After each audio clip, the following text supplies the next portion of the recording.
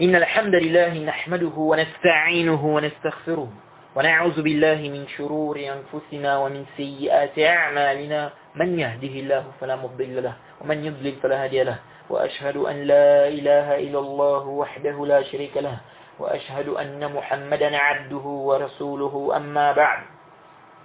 Louange Allah, le créateur des cieux et de la terre, on le loue tout ce qu'il nous accorde comme bien, comme grâce, on lui demande de prier son prophète Mohammed, sallallahu alayhi wa sallam, sa famille, ses compagnons, et tous ceux qui les ont suivis jusqu'au jour de la rétribution. Celui qui a guidé, personne ne peut l'égarer. Celui qui a égaré, personne ne peut le guider. Nous sommes toujours dans la traduction du livre du Cheikh Rabi' Al-Maqalat Al-Athariya fi Raddi ala Shubhati wa Tashribat Al-Haddadiyya. Donc les paroles textuelles réfutant les ambiguïtés et les troubles provenant des Haddadiyya. Nous sommes dans le lieu numéro 26. Alors nous sommes toujours sur les propos de l'imam Ibn Qudama concernant le jugement de celui qui délaisse sa prière.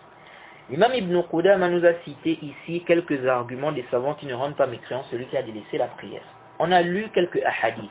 Parmi les hadiths qu'il a cités, le hadith de Ubada ibn Samit, où il dit que le prophète Mohammed sallallahu alayhi wa sallam a dit: ce sont 5 prières qu'Allah a prescrites pour les serviteurs.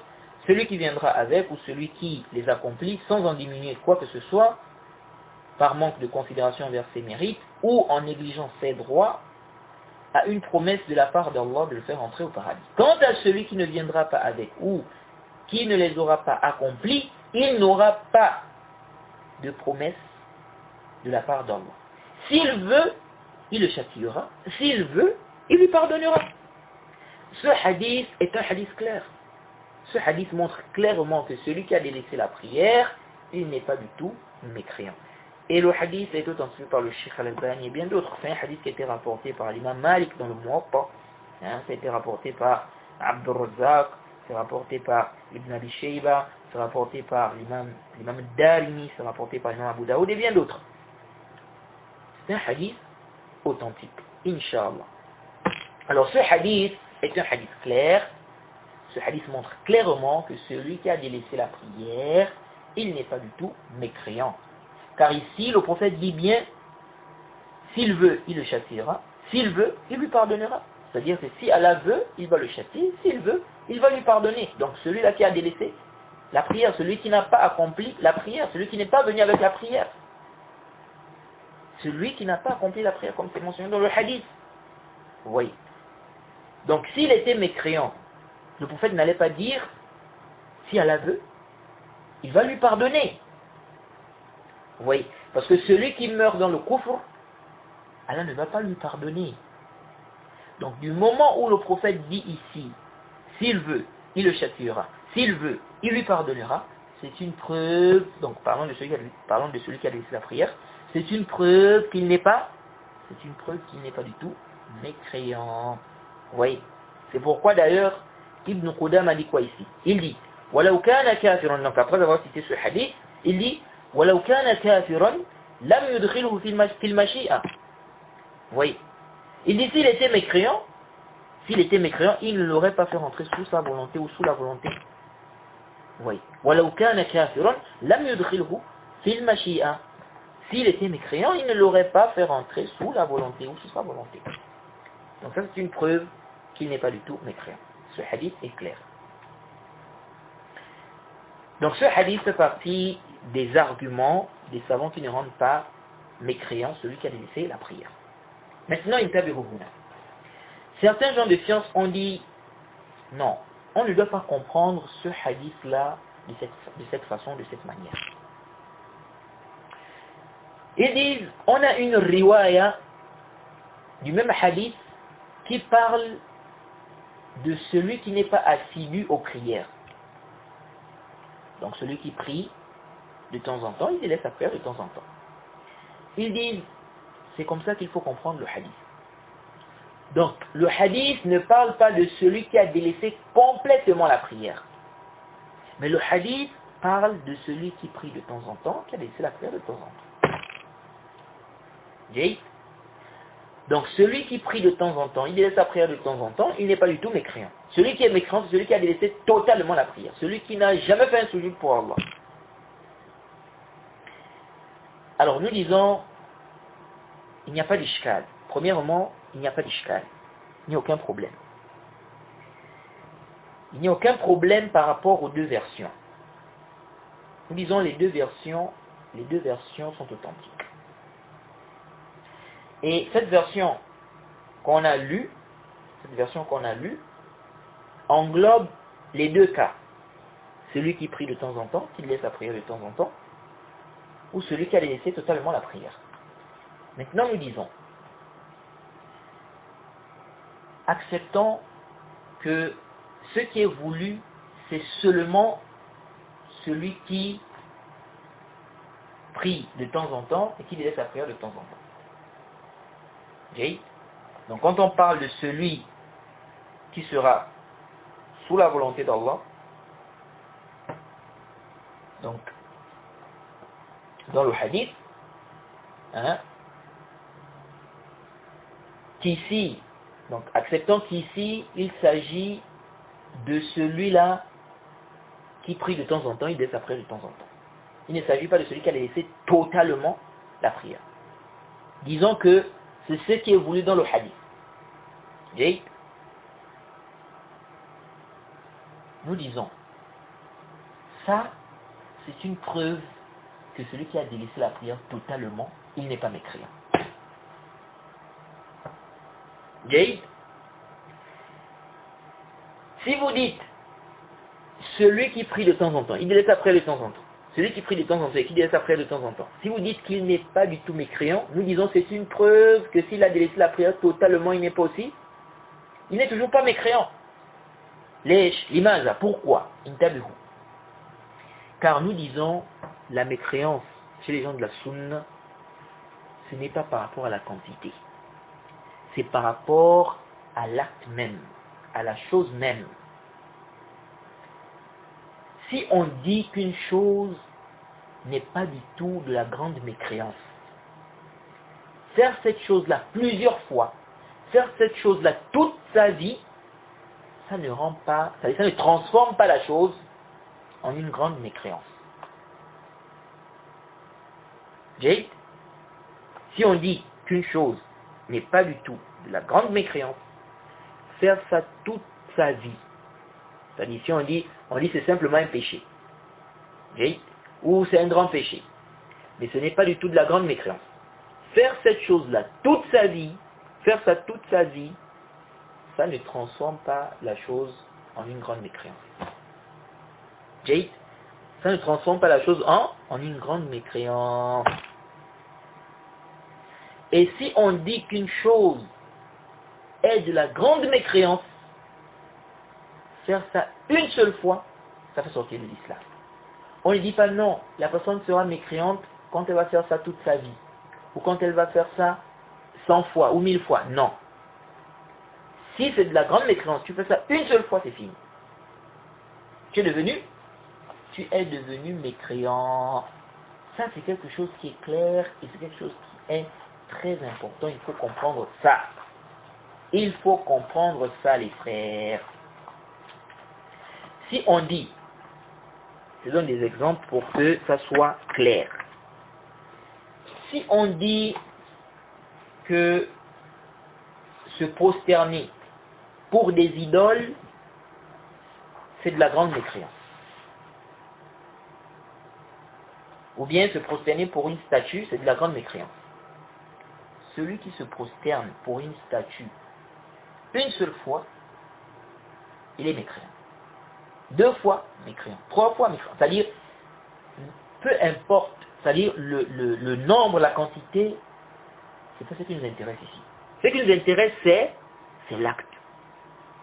C'est de la grande mécréance ou pas? C'est de la grande mécréance. Alors, celui qui fait ça, il sort de l'islam. Même si c'est une fois. Insulter les prophètes, c'est de la grande mécréance. Celui qui insulte le prophète, ou bien les prophètes, une seule fois, il devient mécréant. On ne dit pas, non, s'il fait ça toute sa vie, il va devenir mécréant. Non. Il devient mécréant en faisant ça même une seule fois. Une seule fois, il devient mécréant. Ça, c'est un point qui est très important à comprendre ici. Consommer de l'alcool, c'est de la grande mécréance ou pas? Ce n'est pas du tout de la grande mécréance. Celui qui va consommer de l'alcool toute sa vie, il ne devient pas mécréant, parce qu'il a consommé de l'alcool toute sa vie. celui qui va consommer de l'alcool, n'est-ce pas, une partie de sa vie, ça ne transforme pas cela en de la grande mécréance. Du moment où l'acte, du moment où la chose n'est pas du tout de la grande mécréance, même si la personne fait ça 100 fois, 1000 fois, toute sa vie, ça ne change pas, c'est toujours quelque chose qui n'est pas de la grande, ça reste toujours une chose qui n'est pas de la grande mécréance. Et lorsque la chose est de la grande mécréance, faire ça une seule fois suffit pour qu'on dise que la personne est devenue mécréante. On ne dit pas non, on attend que la personne fasse la chose toute sa vie ou plusieurs fois. Non. Alors ce point est un point qui est très important. Et cette base réfute en fait l'avis de ceux qui disent que celui qui est mécréant, celui qui a délaissé la prière totalement, mais celui qui prie de temps en temps, il délaisse sa prière de temps en temps, il est musulman. Nous disons, si déjà en délaissant une prière, 2 prières, 3 prières, ce n'est pas de la grande mécréance, nous disons ce n'est pas parce que quelqu'un va délaisser 1000 prières, ou bien parce que quelqu'un va délaisser la prière toute sa vie, que ça va devenir de la grande mécréance. Non. Du moment où délaisser 1, 2, 3, 4, 5, 6, 10 prières, c'est-à-dire faire toute une journée sans prier, faire 2 jours sans prier, si ça ne fait pas sortir l'islam, disons celui qui délaisse la prière toute sa vie aussi, par paresse, il ne sort pas de l'islam. Naam, c'est un pervers, il a commis un grand péché, mais il ne sort pas de l'islam. Jaïd.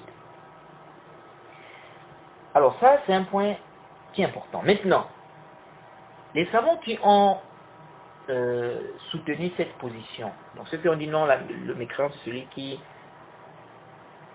Pardon.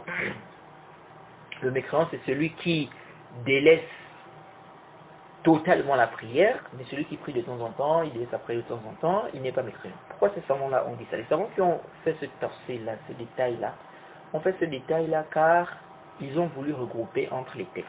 Oui. Nous disons que ce détail-là, ce torser-là ne tient pas. Il ne tient pas. Et le fait de dire qu'il est musulman, s'il prie de temps en temps, il laisse sa prière de temps en temps, disons c'est une preuve, c'est donc une preuve qu'il n'est pas du tout mécréant, même s'il a délaissé la prière totalement. Et ceux qui disent que celui qui est mécréant, c'est celui qui n'a jamais fait un sujoud pour Allah. Celui qui est mécréant, c'est celui qui n'a jamais fait un sujoud pour Allah. Mais dites-nous un peu, quand est-ce qu'on va juger, quand est-ce qu'on va dire que celui qui a délaissé la prière là, quand est-ce qu'on va dire qu'il est mécréant?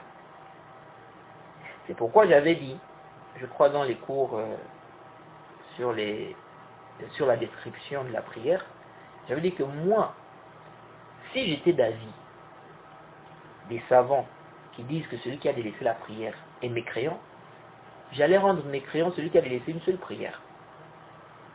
Et d'ailleurs, même certains savants qui mentionnent que ça a été rapporté des compagnons qu'ils rendaient mécréant celui qui délaissait la prière.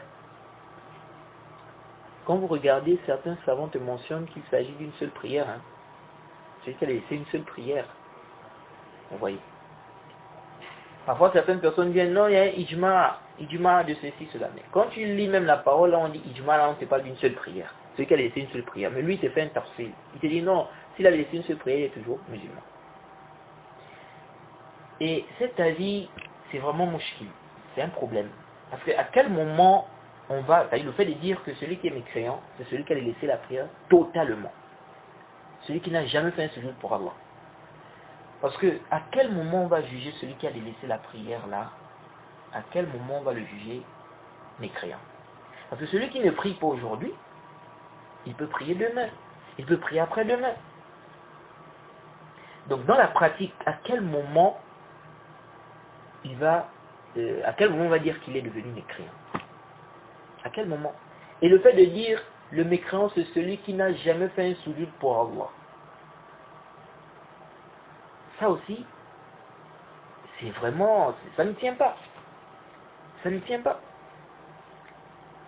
Donc ça veut dire que si quelqu'un, avant de mourir, il fait un sujoud pour Allah, il n'est pas mécréant. Écoutez ce que l'imam Ishaq dit. L'imam Mohammed ibn Nasr nous dit dans son livre Ta'zim Qadr as-Salah, il dit ceci. Donc Mohammed ibn Nasr, qui est mort en 294. Il fait partie des anciens savants. C'est un savant de la Sunna, connu. Il le cite dans son livre, donc, Ta'zim Qadr as-Salah, l'édition Al-Huda al-Nabawi. Il dit ceci à la page 591. Intabihu. L'imam Ishaq même s'est étonné de cet avis-là. Ceux qui disent non,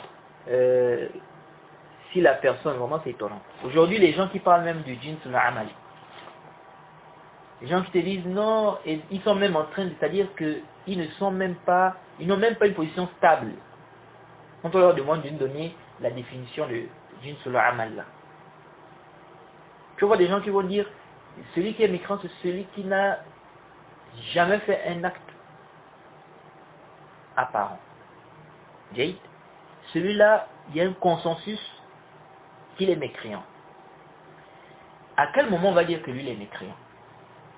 C'est quand il va mourir ou pas? Parce qu'il y a des aqwal, les gens viennent avec des paroles. Quand on médite bien, on se rend compte que vraiment ces paroles-là nous conduisent à des choses qui ne sont pas du tout correctes. Oui. Donc les gens viennent avec des choses. Bon, à quel moment on va dire qu'il est mécréant? Il n'a jamais fait un sujoud pour Allah. Ok, à quel moment on va dire maintenant que lui il est mécréant? Parce que s'il n'a pas prié aujourd'hui, il peut prier demain. Quelqu'un un jeune qui a eu, il a eu l'âge de la puberté. Disons qu'il a eu l'âge de la puberté aujourd'hui. Jay, avant ça, il n'avait pas encore prié. Il n'a jamais fait une prière. La prière n'était pas du tout obligatoire sur lui. Maintenant, il a eu l'âge de la puberté. Disons, aujourd'hui, il a eu l'âge de la puberté. Il n'a pas fait la prière de Fajr. Celui-là, il a fait un sujoud pour Allah. Il n'a pas fait la prière de Fajr. Il n'a pas fait la prière de Zuhur. Ensuite, il meurt. Celui-là, mais il a laissé ces deux prières-là par paresse. Celui-là est mécréant chez vous. Celui-là, il a fait un sujoud pour Allah. Alors écoutez ce que l'imam Ishaq dit. Il dit, d'après ce que Mohammed ibn Nasr rapporte. Il dit, Qala Ishaq, donc page 591. Qala Ishaq, ولقد قال قوم من أهل العلم إذا ترك الرجل الصلاة متعمدا حتى يذهب وقتها لم يكن كافرا حتى يموت على تركها فحينئذ تبين كفره لأن إبليس لم يسجد لله السجدة التي أمره بها بعد تركه إياها فكذلك تارك الصلاة إذا ثبت على تركها حتى يموت. قال إسحاق وهذا القول قريب من قول الطائفة التي رأت الترك الجحد. وكيف يتربص، انتبهوا هنا، وكيف يتربص بشيء يكون به كافرا بعد الزمان ولا يتبين كفره إلا بموته فلئن كان كافرا بتركها فقد كفر حين تركها وإلا فإن الموت لا يحقق لأحد كفرا ولا إيمانا إلا ما تقدم من فعله.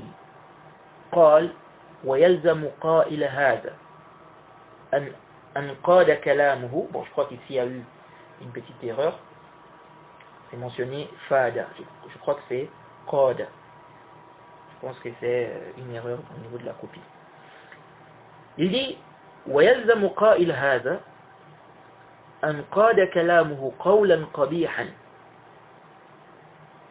أن يقول إن إبليس لو سجد السجدة التي تركها قبل أن يلقى الله أنه لم يزل مؤمنا من حين ترك السجود إلى أن يسجد وندم فليس هذا بقول. L'imam Ishaq dit quoi? L'imam Ishaq dit ceci.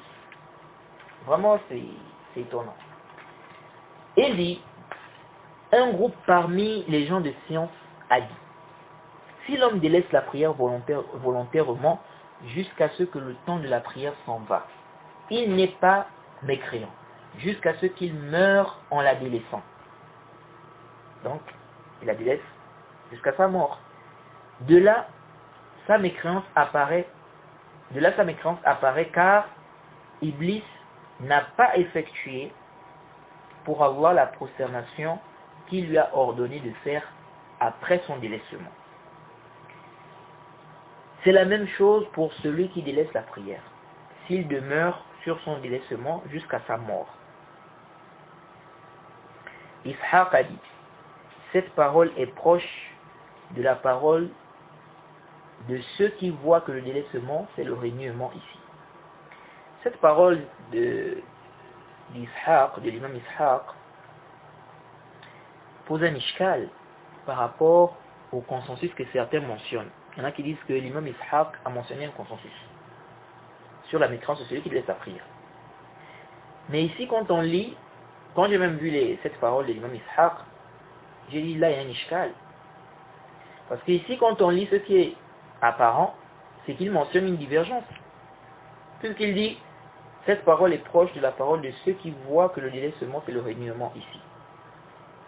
Que ceux qui voient que cette parole est proche de la parole de ceux qui voient que le délaissement, c'est le reniement. Vous voyez. Donc ce qui est apparent ici, c'est qu'il voit une divergence. Vous voyez. C'est pourquoi je me suis dit, est-ce que cette parole que certaines personnes mentionnent de l'imam Ishaq, disant qu'il mentionne un consensus, est-ce que ça n'a pas un autre sens en réalité? Oui, peut-être on reviendra sur cela, n'est-ce pas, quand on va citer les ahadiths où il est clairement dit que celui qui fait telle chose a mécru. Mais les savants te disent qu'il ne s'agit pas de la grande mécréance. Parce qu'il y en a qui disent, oui, mais le prophète a dit, celui qui a délaissé a mécru, parlant de celui qui délaisse sa prière. Ils disent, non, c'est clair, on a dit il a mécru. On va voir si vraiment c'est clair. Et on va te citer aussi des hadiths où le prophète a également dit que celui qui fait ça a mécru. Le même verbe est venu là-bas. Et on verra si tu vas dire là-bas que c'est clair, il est devenu mécréant, il est sorti de l'islam. Alors, donc il dit, Ishaq a dit, cette parole est proche de la parole de ceux qui voient que le délaissement fait le reniement. Et comment? Faites attention à ce que l'imam Ishaq va dire ici. Il dit, et comment on peut garder une chose et dire que la personne devient mécréante qu'après un temps? Allahu Akbar. Il a dit quoi ici? Il a dit وكيف يتربص بشيء يكون به كافرا بعد زمان ولا يتبين كفره إلا بموته فلئن كان كافرا بتركها فقد كفر حين تركها وإلا فإن الموت لا يحقق لأحد كفرا ولا إيمانا إلا ما تقدم من فعله. Vous voyez? Donc il est clair. Il dit, et comment on peut, il est clair ici, il dit, et comment on peut garder une chose et dire que la personne devient mécréante qu'après un temps. Et sa mécréance n'apparaît qu'avec sa mort. S'il est mécréant pour son délaissement, donc le délaissement de la prière, il a mécru au moment où il a délaissé.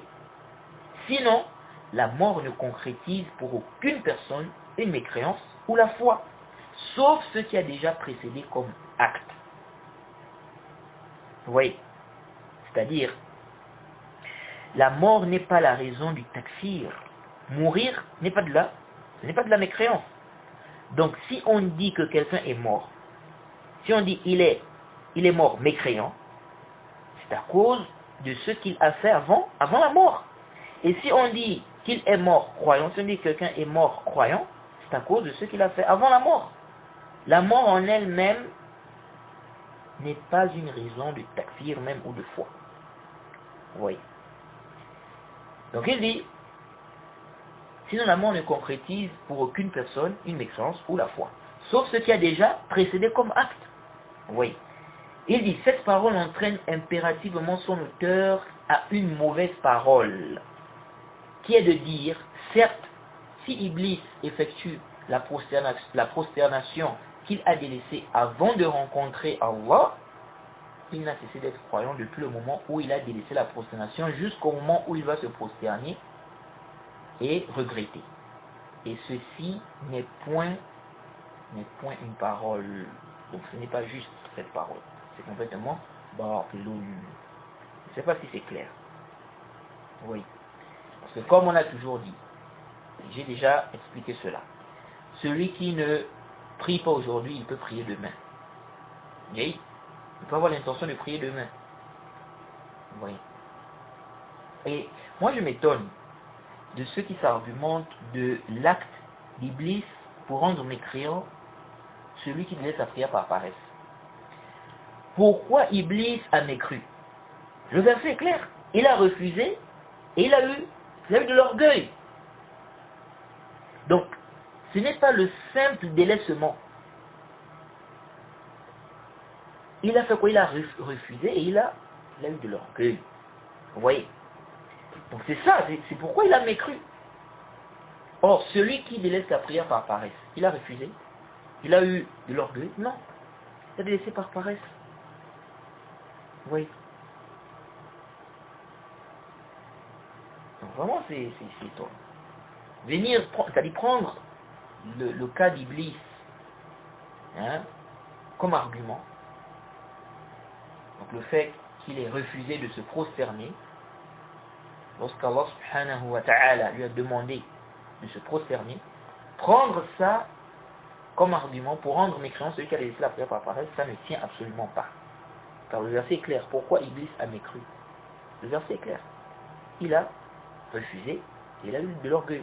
Celui qui laisse la prière par paresse, il a refusé, il a eu de l'orgueil. Non.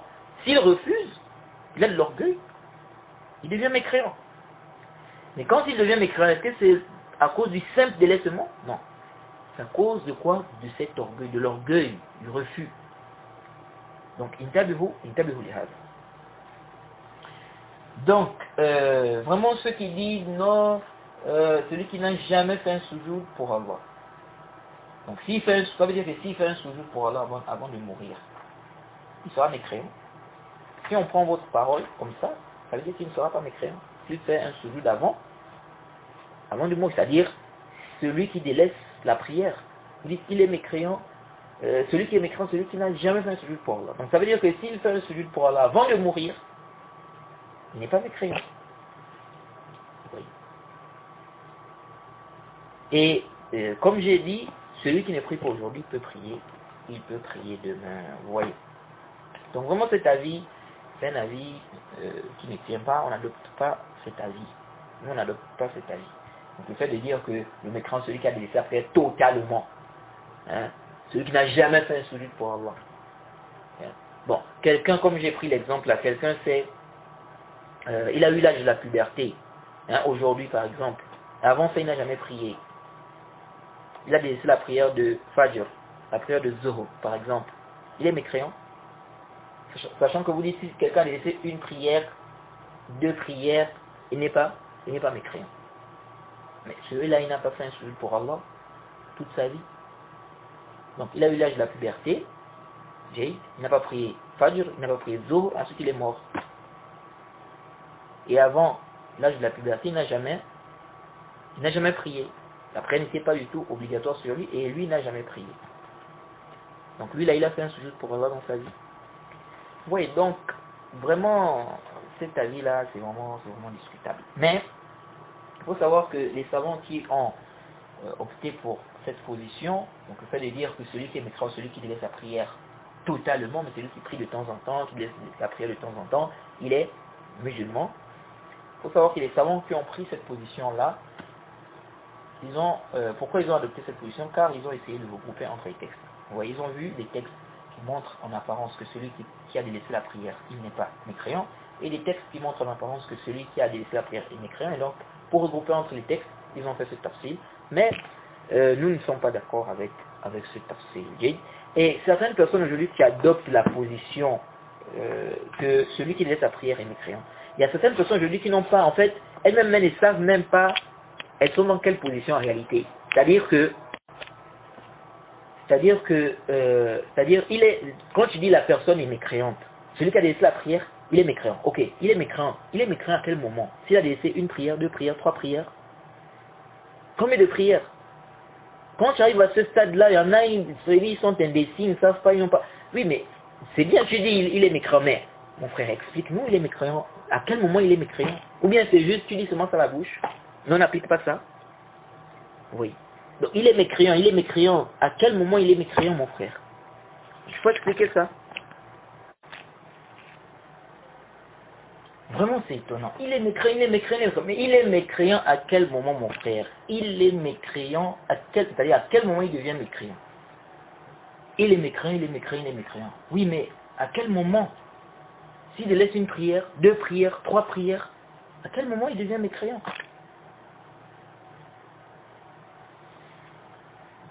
Alors, donc, nous disons, ce hadith que l'imam Ibn Qudama a cité ici, ce hadith nous montre clairement que celui qui laisse sa prière n'est pas du tout mécréant.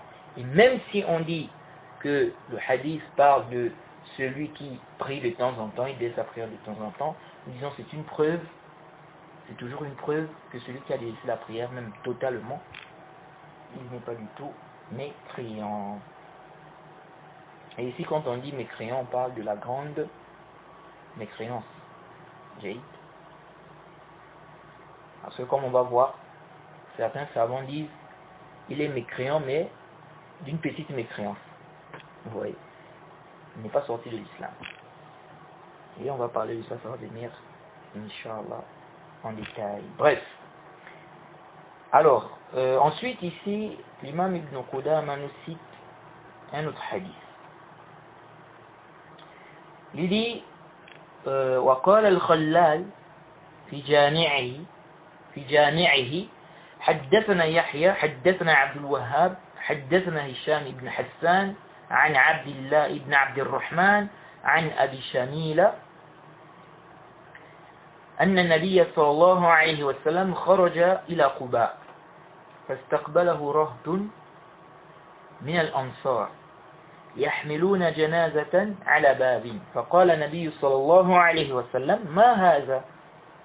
قالوا مملوك لآل فلان كان من أمره قال أكان يشهد أن لا إله إلا الله؟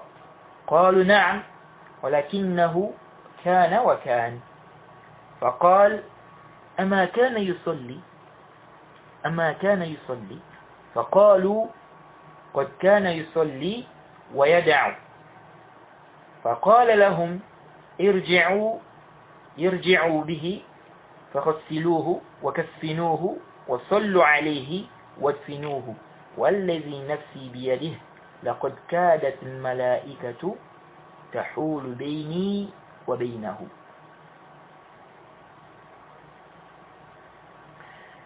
وروى بإسناده عن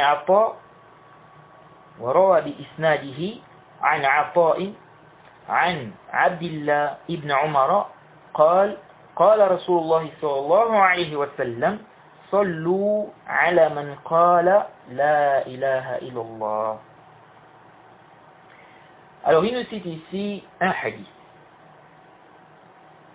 il dit que le prophète Mohammed sallallahu alayhi wa sallam est sorti vers Quba. Donc il est allé à Quba. Et il a rencontré un groupe de Ansar qui transportait un mort. Et il a dit, qu'est-ce que c'est? Ils ont dit, c'est un esclave. Hein, c'est un esclave de telle famille. Et le prophète leur a demandé, il a dit, est-ce qu'il attestait qu'il n'y a aucune divinité digne d'adoration? Est-ce qu'il attestait qu'il n'y a aucune divinité digne d'adoration en dehors d'Allah? Ils ont dit oui. Mais il était comme ci, comme ça. Il a dit, ne priait-il pas? Ils ont dit, il priait des fois, et des fois il délaissait la prière. Et il leur a dit, donc on dit que le prophète leur a dit, retournez, lavez-le, et retournez avec lui, donc lavez-le, ensevelissez-le, et priez sur lui, puis enterrez-le. Par celui qui détient mon âme dans sa main, les anges ont presque failli être entre lui et moi. Ensuite il dit, il a rapporté, donc Al-Khallal, avec sa chaîne de transmission jusqu'à un rapport qui rapporte de Abdullah ibn Omar qui dit que le prophète a dit, priez sur celui qui a dit La ilaha illallah. Priez sur celui qui a dit La ilaha illallah. Bon, ce hadith là, le dernier là, donc celui qu'on vient de lire, il est da'if, la yasih ou la yathbut. Hein? Celui là où il est dit que le prophète a dit prier sur celui qui dit La ilaha illallah, ça c'est un hadith da'if, la yasih ou la yathbut. Et ça a été rapporté par Al-Khallal, ça a été rapporté par l'imam Daraqutni. Vous voyez, le Cheikh Al-Albani a rendu ce hadith là faible dans le Irwa. Al-Hafiz ibn Hajar aussi dans le Talkhis. Vous voyez. Donc c'est da'if, la yasih. Quant au hadith qu'il a cité précédemment, donc avant ce hadith aussi a des problèmes au niveau de sa chaîne de transmission. Donc, déjà on a Abu Shamila ou Abu Shumayla.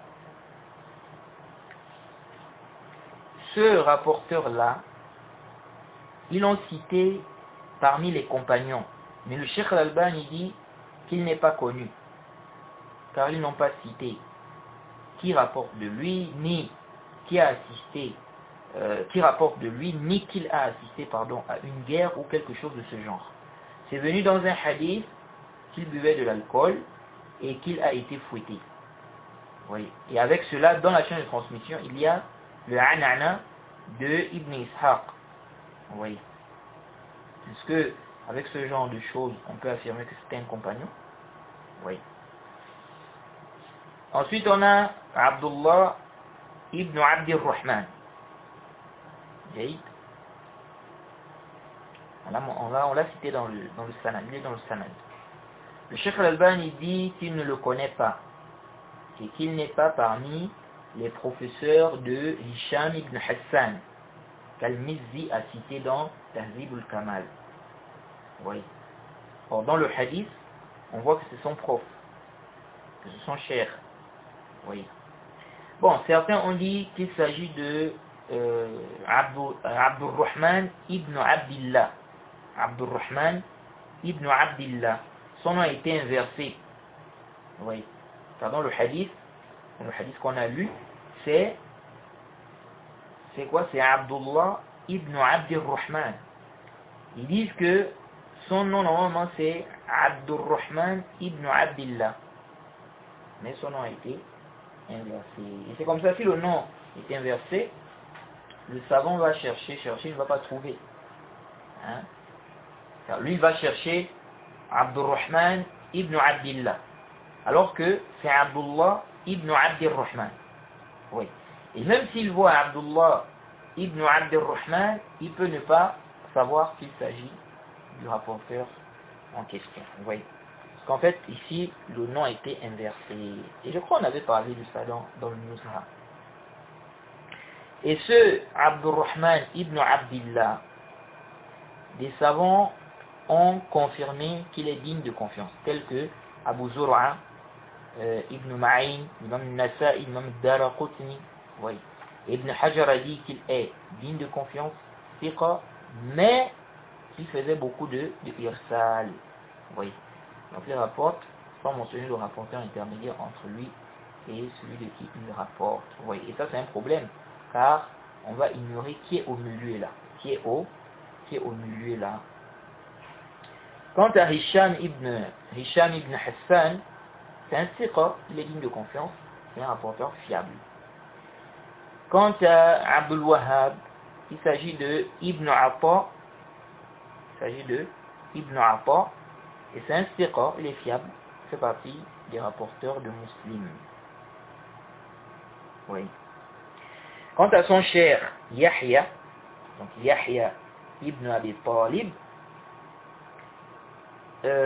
Moussa ibn Haroun a dit je témoigne que Yahya ibn Abi Talib ment. Oui. Et le Cheikh Al-Albani dit si le hadith là est inventé, c'est lui qui a inventé ça. C'est lui qui a inventé ça. Donc Yahya ibn Abi Talib. Bon, l'imam al-Daraqutni a dit qu'il n'y a pas de problème avec lui. Il a dit chez moi, il n'y a pas de problème avec lui. Aucune personne ne l'a critiqué avec preuve.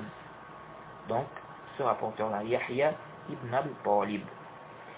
Et l'imam Abu Daoud a critiqué ce rapporteur, mais de ce que j'ai vu, il n'a pas détaillé sa critique. Et ici, le Cheikh Al-Albani a vu que la critique détaillée prévaut sur l'éloge de l'imam al-Daraqutni. Oui, on a vu cela dans le Nuzha, que si on dit que quelqu'un ment, dit que quelqu'un est un menteur, ça c'est une critique détaillée. Oui. Et donc, le Cheikh Al-Albani a dit qu'on fait précéder la critique détaillée sur l'éloge. Donc l'éloge de l'imam al-Daraqutni. Oui.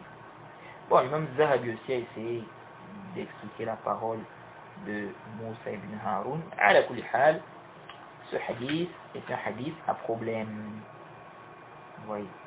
Et ici aussi on tire un profit. C'est qu'un savant peut rejeter une critique car il voit qu'il n'y a pas de preuve. Oui. Ici là, l'imam al-Daraqutni n'a pas accepté la critique sur Yahya ibn Abi Talib. Il dit aucune personne ne l'a critiqué avec preuve. Aucune personne ne l'a critiqué avec preuve. Vous voyez. Bon, certains ont essayé de renforcer ce hadith, mais quand on regarde les autres voies ou bien les riwayat que certains apportent pour vouloir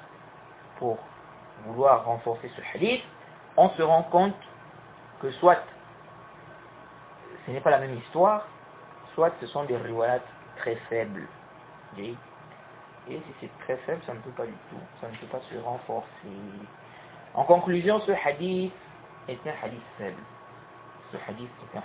Donc le hadith là où on dit que le prophète a vu des gens avec un mort et puis il a posé la question, est-ce qu'il n'attestait pas qu'il n'y a aucune divinité digne d'adoration devant Allah? Ils ont dit oui, et puis ils ont dit, le prophète a demandé s'il priait, ils ont dit il priait de temps en temps, il disait après de temps en temps. Ce hadith est un hadith da'if la yasih.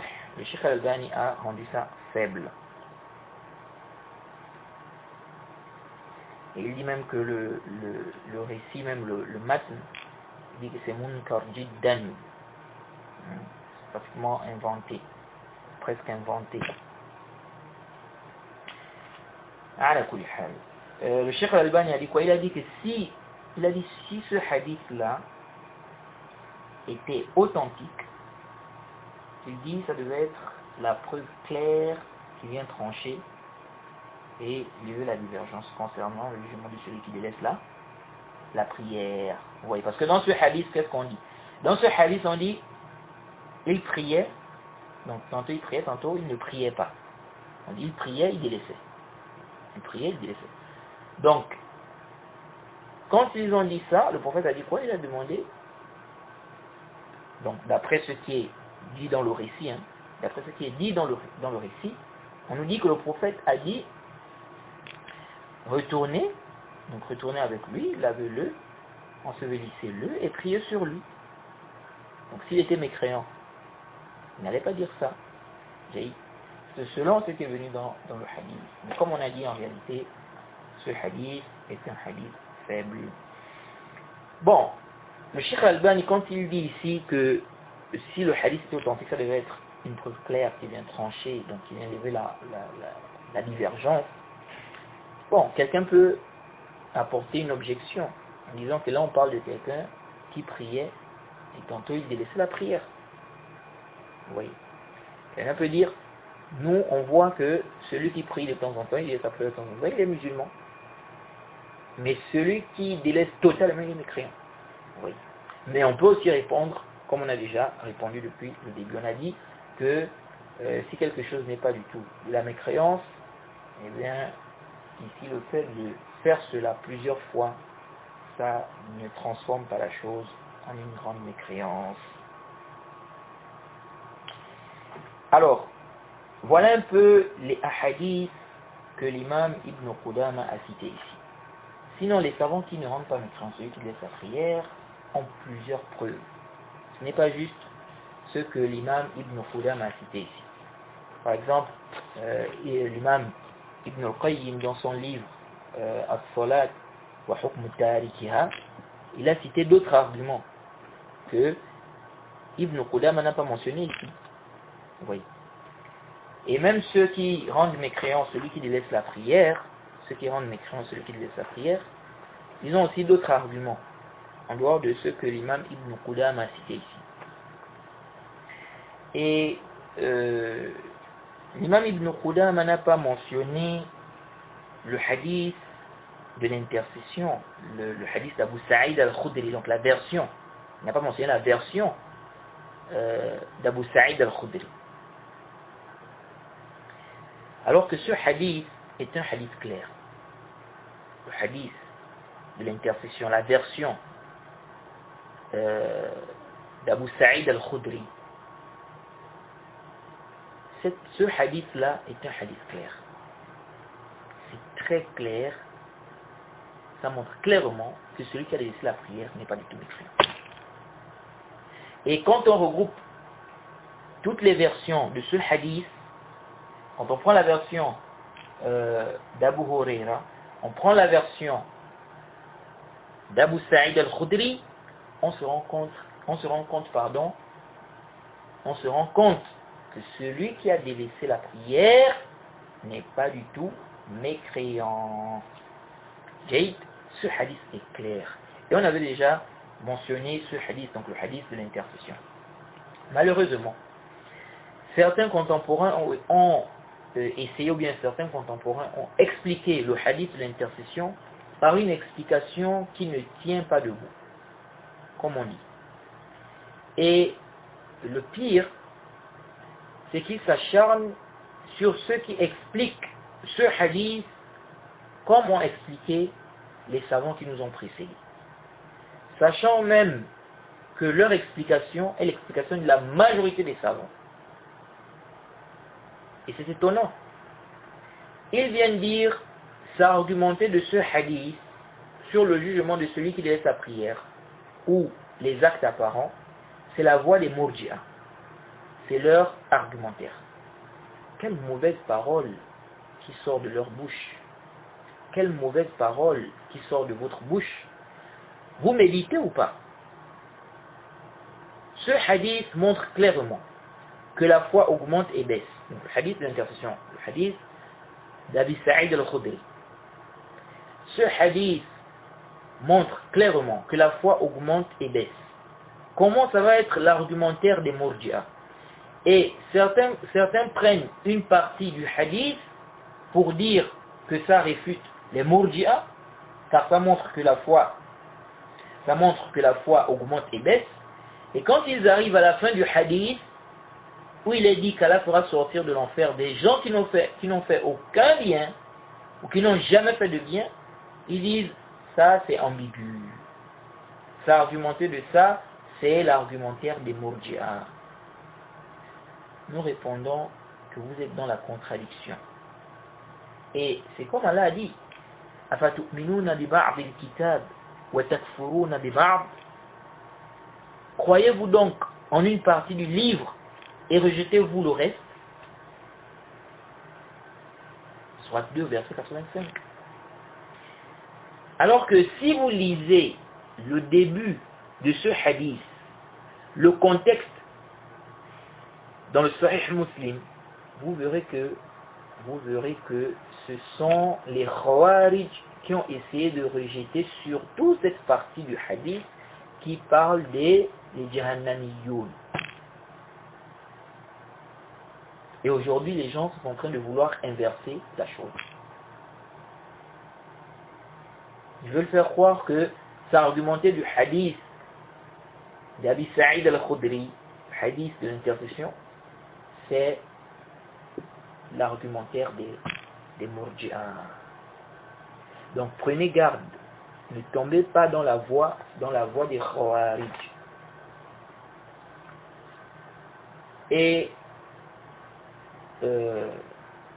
certains, je ne sais pas si c'est la passion ou autre chose, certains sont même allés à dire que la partie qui dit qu'Allah fera sortir des gens de l'enfer qui n'ont jamais fait de bien ou qui n'ont fait aucun bien, certains disent que cette partie est chaz, c'est faible. Tout ça c'est complètement batilun. Le hadith est un hadith authentique. Le hadith est dans le Sahih Muslim. Cette partie est authentique et je ne connais aucun savant parmi les savants de la sunna reconnus, parmi les savants du hadith, les savants qui nous ont précédés, je ne connais aucun qui a dit que cette partie est faible. Ce hadith est rapporté de façon détaillée par la voix de Zayd ibn Aslam. Et dans d'autres versions, le hadith a été rapporté de façon résumée.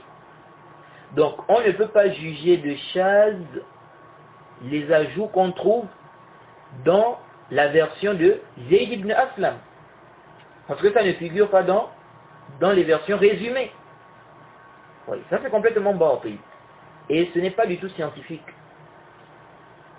Si toutes les versions étaient détaillées, peut-être, je dis bien peut-être, mais la version détaillée est là. Celle résumée est là.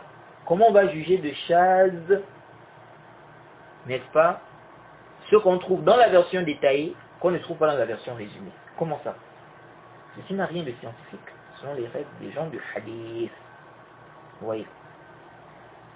Donc, vraiment, ça ne tient pas. Ça ne tient pas. Ça veut venir dire que cet ajout est chaz, ça ne tient absolument pas. Vous voyez? Et plusieurs ajouts sont mentionnés. Plusieurs ajouts sont mentionnés dans ce hadith. S'il faut même appeler ça ajout. Parce que même à la base, c'est ça le hadith en fait de base, le hadith détaillé. Oui.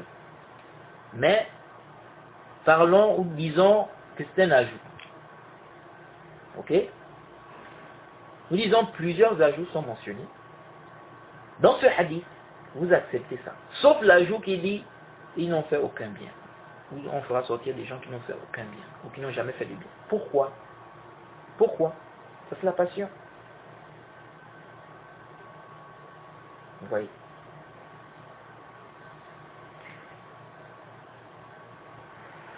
Donc nous disons le hadith est rapporté. Il y a la version qui est détaillée et il y a la version qui est résumée. Donc on doit regrouper toutes les versions comprendre le hadith et travailler avec le hadith. Et non pas venir rendre faible ceux qui se trouvent dans la version détaillée, parce que ce n'est pas dans la version résumée.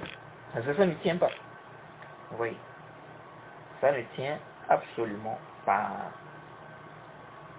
Bref, je ne veux pas m'attarder sur l'authenticité du hadith, parce que la chose est claire, et ce n'est pas mon but ici.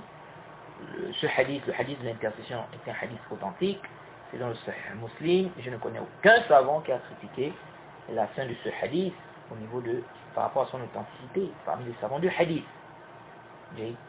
Et l'imam Muslim est un grand savant du hadith, et son livre est un grand livre.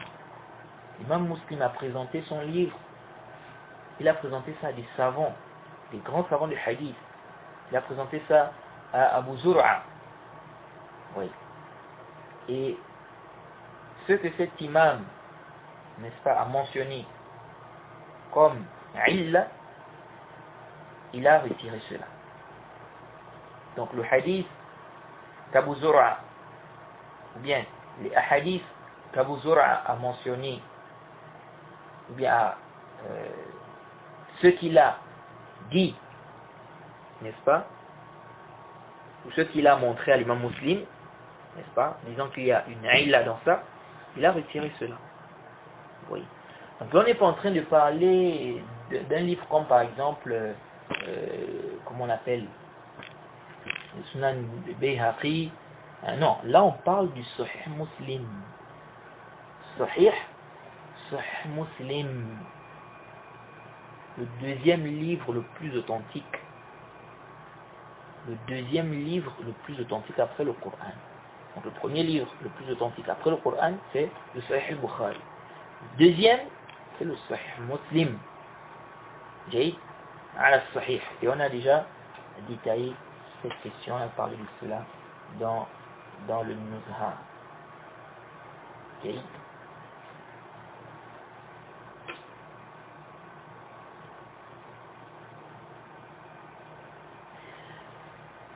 Et ceux qui ont parlé de tafarrud, parce qu'il y en a qui parlent de tafarrud, tafarrud de Hafs ibn Maysara. On avait déjà réfuté cela, si je ne m'abuse, dans les cours sur la description de la prière. Okay? On n'a pas eu de tafarrud ici, de Hafs. D'autres parlent de tafarrud, de Ata. Kullu hadha batilun. Tout ça c'est nul, c'est faux. Ça ne tient pas comme argument. Il n'y a aucun argument qui tient. Et disons que Ata a fait un tafarrud. Ata fait partie des grands rapporteurs de hadith. Il a rapporté plein de hadiths. Donc si on prend votre argument, ça ne tient toujours pas. C'est un rapporteur qui rapporte plein de hadiths. Un rapporteur qui est connu, qui a l'habitude de rapporter plein de hadiths. Ce n'est pas du tout étonnant qu'il s'isole avec une riwaya. Ceci ne rend pas le hadith shaz, où on ne dit pas que ce qu'il a rapporté devient comme ça shaz, selon les règles des gens du hadith. Il faut plus que ça. Vous voyez. Ensuite, l'imam al-Bukhari rapporte la même, à la fin du hadith, l'imam al-Bukhari rapporte